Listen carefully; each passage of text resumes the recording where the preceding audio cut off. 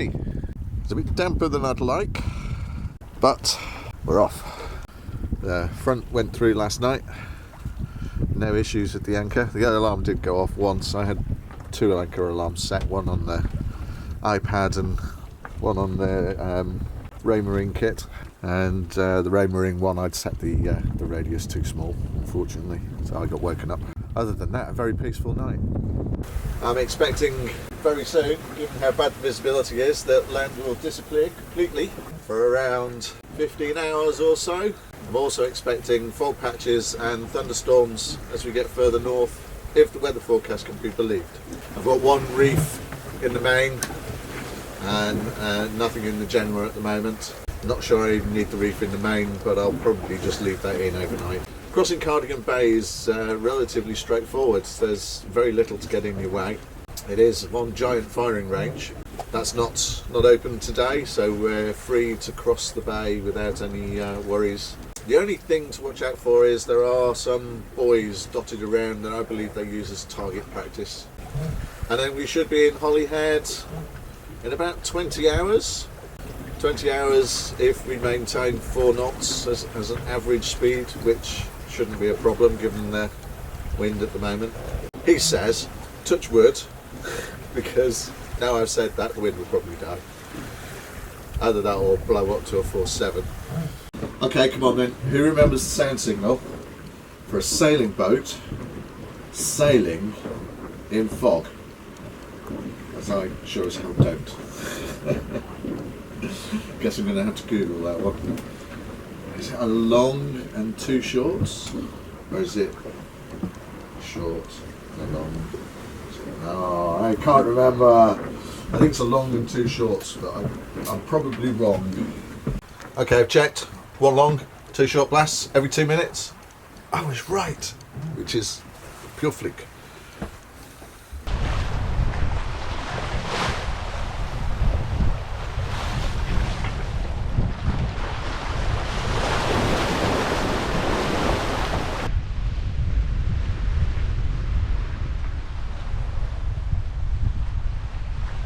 Crossing Cardigan Bay, I don't know if you can see on the screen, but there are target floats. So that one is a light ship, and there are buoys dotted around.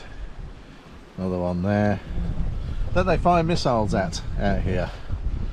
And so what I've done is found one that sticks out the furthest, and I've put a bearing on there. Now it just so happens that bearing is exactly 0 degrees.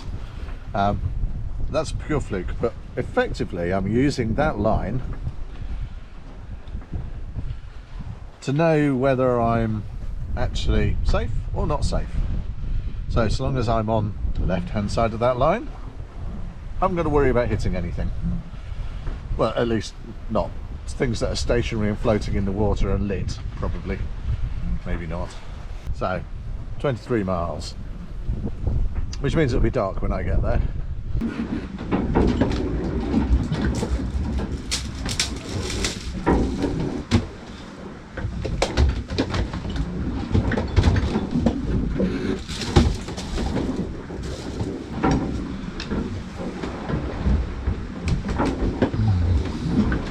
It's getting a bit foggy.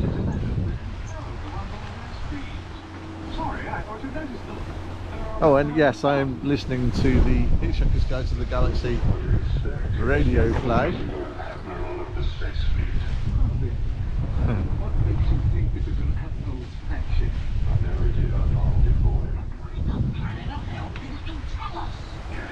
Not sure I need the sound signals yet, but it's getting that way.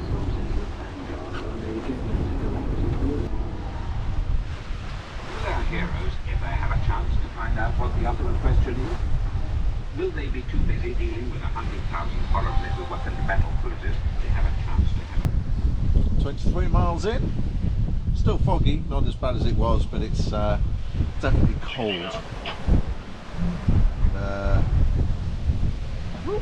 The sun is not managing to break through at all, and the sea is making the air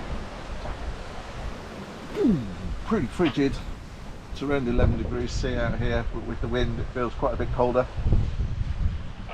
Right now I'm heading out into the middle of the Irish Sea. At some point during the night,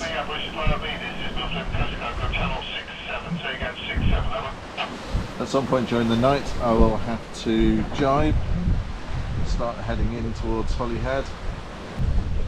Despite the size of the waves, it's quite a gentle ride at the moment. We're averaging around 4.5 knots. As we surf down the waves, that peaks at about 6.5, and then as we hit the bottom, because of the current against us, it drops to around 3. Sleep deprivation is a thing out here.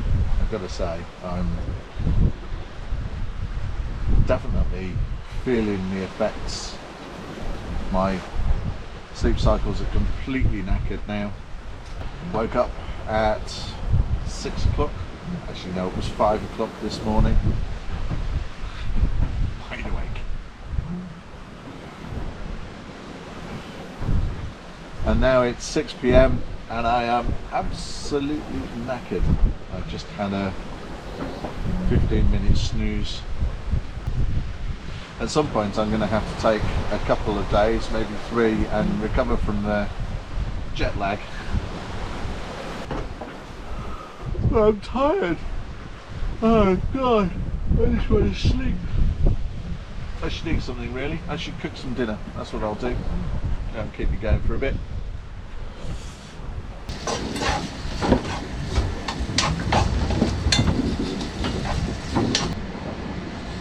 To be honest with you, it doesn't really matter what it is. Everything tastes great when you're tired and sailing, and you know you've got hours still ahead of you. But I've got an entire evening and possibly half of the next day still ahead of me. It really doesn't matter what this is. It's going to taste absolutely amazing. Fog is really starting to get quite thick now. Visibility is down to about 100 meters. So I'm spending a bit more of my time keeping a watch. Yeah, I know I look ridiculous, it's bloody cold. Just checking on AIS.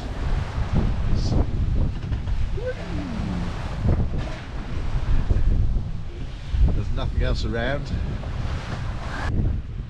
Absolutely nothing nearby. I'm well in the safe zone there from my line of do not cross doom.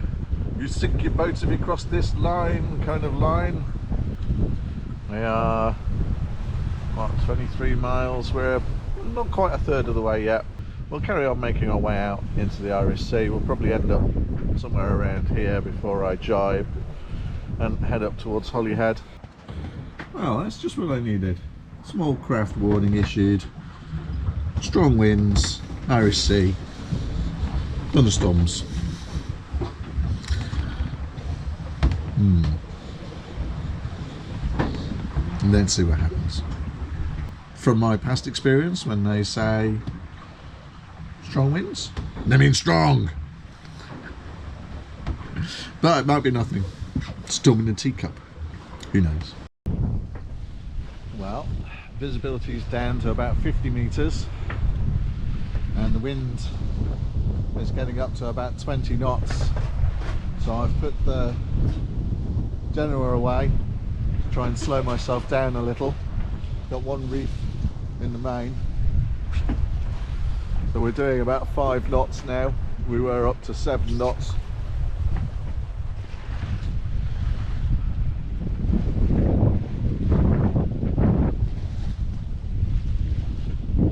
I don't want to be going too fast anyway, because I'll arrive in Holyhead in the middle of the night.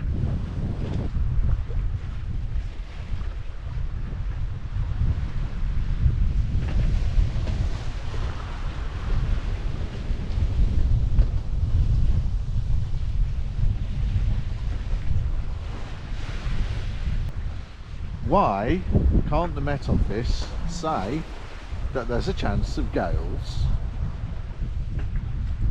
Because if they'd said there was a chance there were going to be gales in the Irish Sea tonight, I wouldn't have set off. There's nowhere to go. I've got absolutely nowhere to go. I'm in the middle of Cardigan Bay. Basically, the only escape route I've got is to head in to the south of the Thin Peninsula, but there's virtually nowhere that's going to be protected from this swell, because the swell is coming up from the southwest. Anyway, I guess that's the worst case scenario. It's still a good 10 hours to get to there, so I'm out in it now no matter what. Force 2 to 4, the forecast said.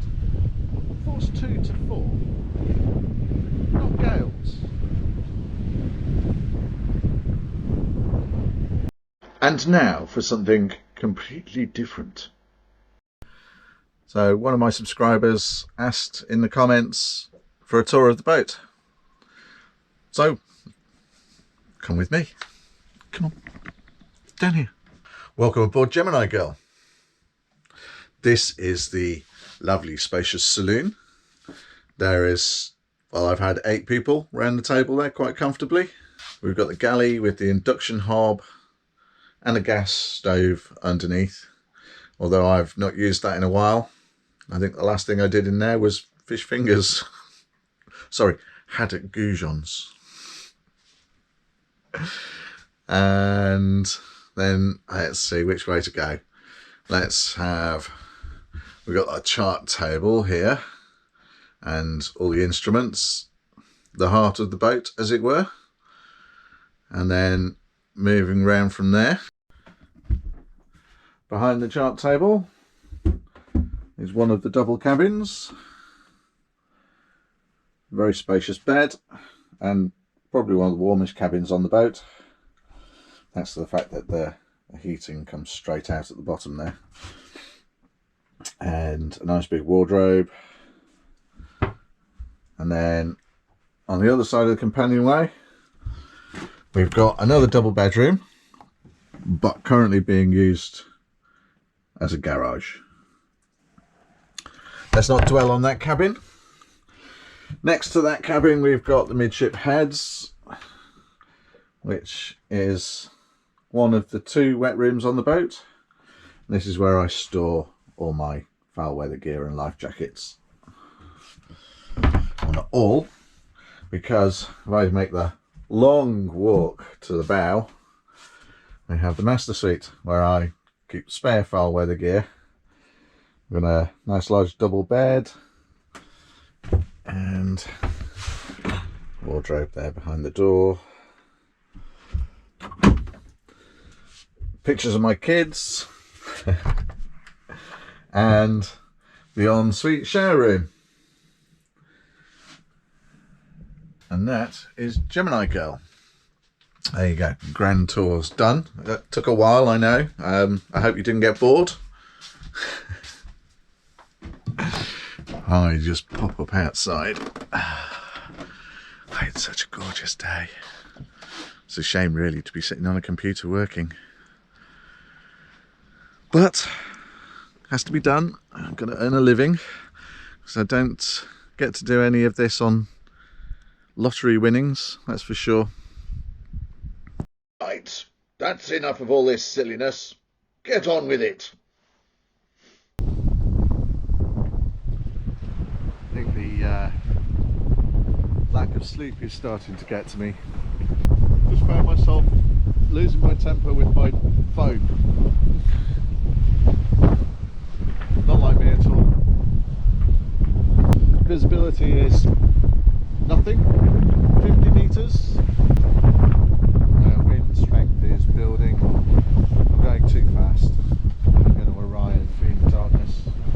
Carry on like this. I've already put the general away. I'm now considering putting another reef in the main to try and slow me down. Doing 6 knots, 7 knots occasionally. Like I said, I'm tired.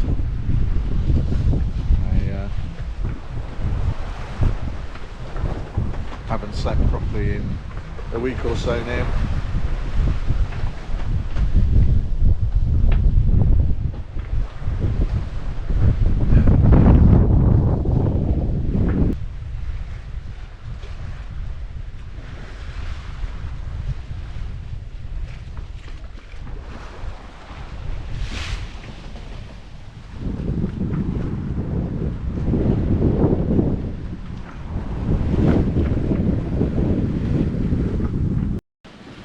I actually find myself questioning why the hell I'm doing this right now. I know if it was a beautiful sunny day I'd feel very different. Maybe I should have gone south.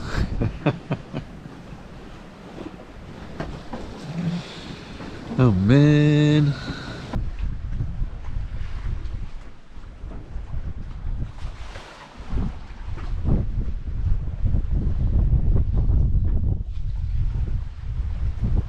Well, it's pea soup now. Visibility is 0. Not because it's dark, because of the fog. Don't be so bleeding facetious. I've got 2 reefs in the mainsail and no Genoa up. We're still doing 7.5 knots. I can't slow down. That's it, really. Other than putting the sails away completely and just going bare poles, I can't go any slower. Now, getting into areas where there's more shipping. So, it's getting a little bit harder. Thank God for AIS, that's all I can say. I just hope I don't come across any fishing boats that aren't using it. I have done over the last few nights. There've been a handful, not many, but they have been out there. Right, anyway, I need to carry on paying attention with where I'm going. Not that I can see where I'm going. Strong winds that were forecast never materialised.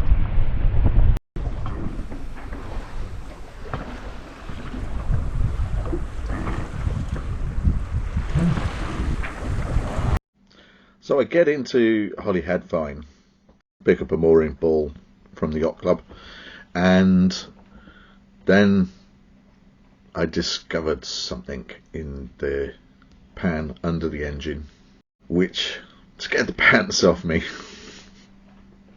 There was a bit of oil sprayed around under the engine. Now normally I keep it spotless down there, so I saw it straight away.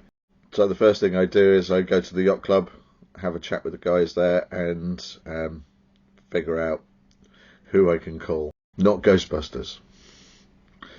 I had a lovely chap come out, Stuart Marine. Stuart came out pretty much at the drop of a hat.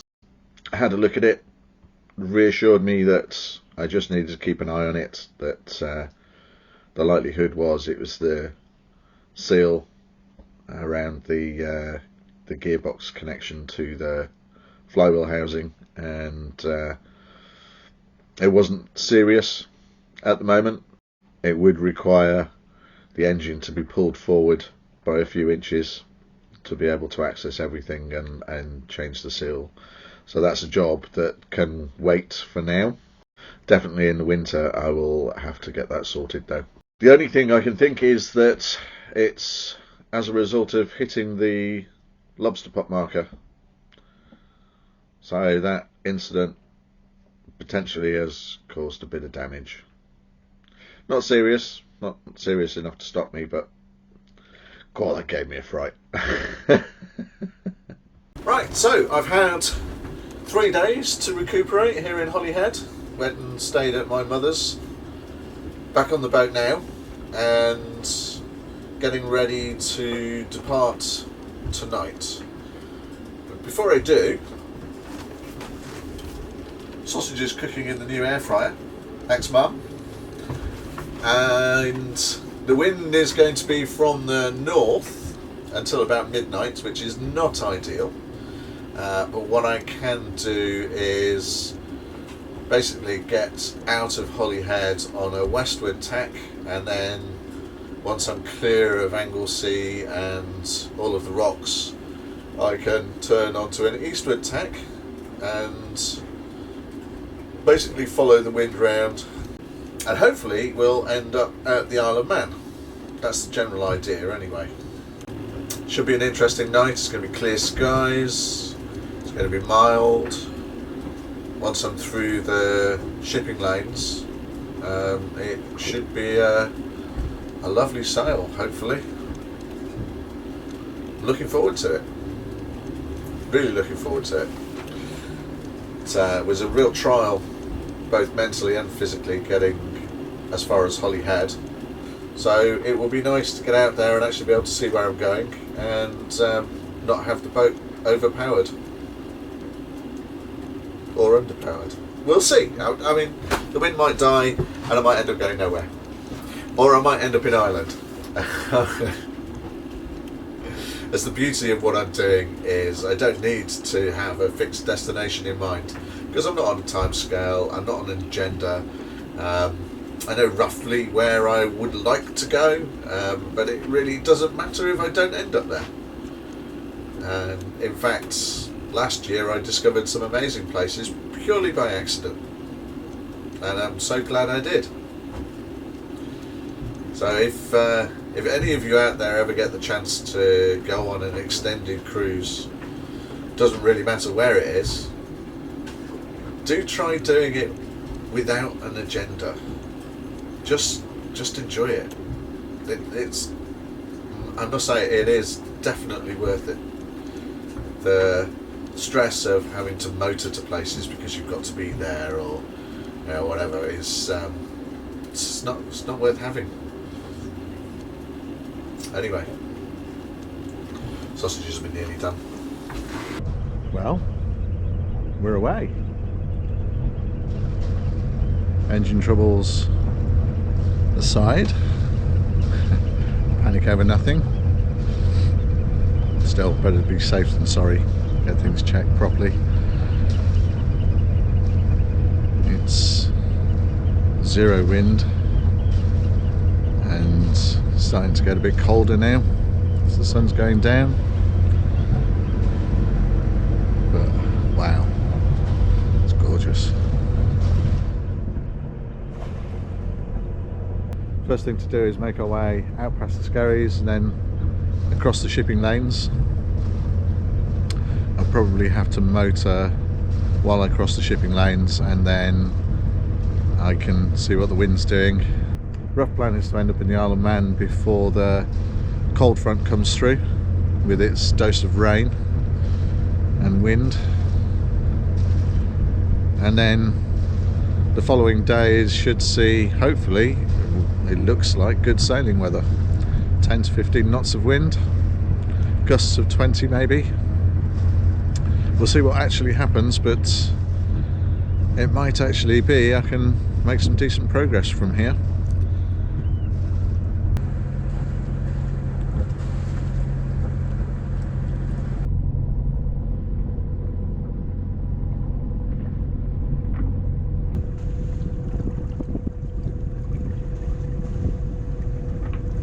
The course that we need to get to the Isle of Man is actually due north, but as you can see, we're not going due north at the moment. The course on the autopilot is set to 000 degrees, but the current is pushing us to port. There's just over a knot of current at the moment, and that's going to continue for the next few hours. Then the current will change and it will push us the opposite way, and I'm not too worried about this because our passage is roughly 10 hours, might be 11, might be 12, depending on how much wind we have later on. So we will have 2 full tides, so I need to make no course correction whatsoever, and in theory, if I stay on this course, I will end up in the Isle of Man.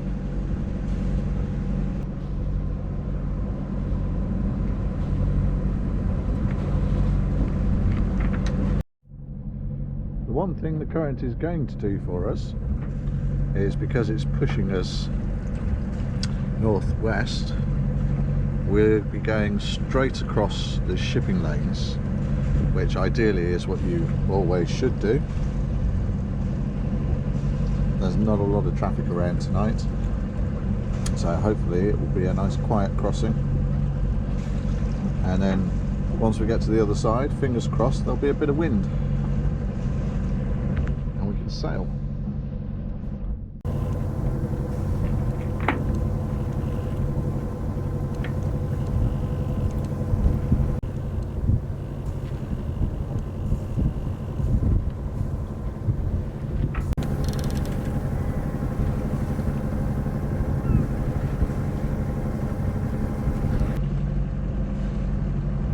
With these two ships coming down their shipping lane, I can't enter it. I will end up going behind the first one,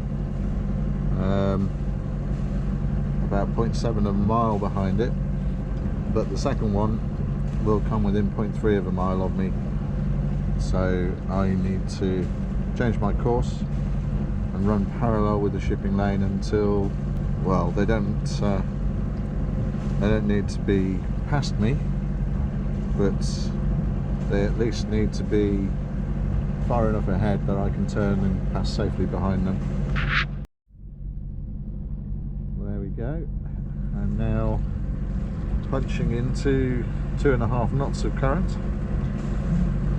So I'm hardly moving, but I'll do that until the closest point of approach to the second ship is at least a mile, and then I'll turn back across the shipping lanes. I can just make out the lights of the first ship off in the distance. It's a stunning night, absolutely stunning.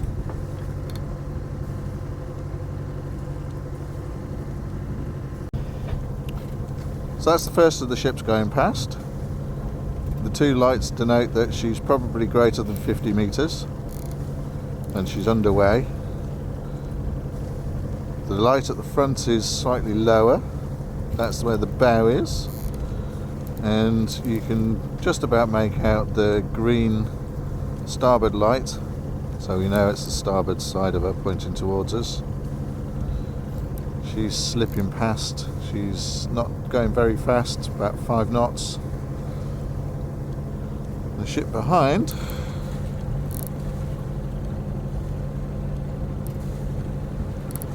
is going quite a bit faster, and we'll be overtaking the other ship shortly.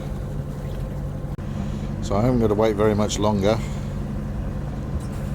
to be able to turn into the shipping lane and slip behind the two ships. Well, the second ship's big. She's currently 1.2 miles away. I'm not really sure what the flashing red light is supposed to mean. That one's got me confused. Flashing red light? Don't remember that one in the books. I so wish there was a way I could record the bioluminescence in the water tonight. It's incredibly strong. It just won't show up on camera. Do you hear that sound? That's the sound of sailing. 5 knots of wind.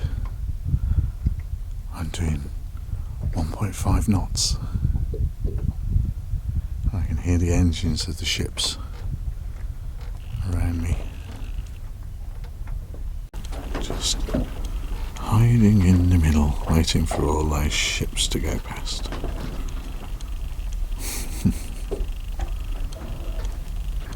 Oh, it's heaven without the engine running.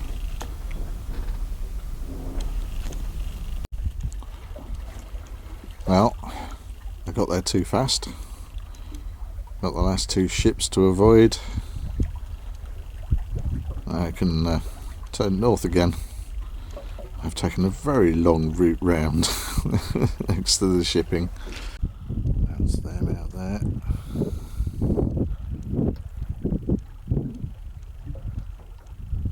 wind's picked up to 10 knots, so I've tried to slow down as much as I can.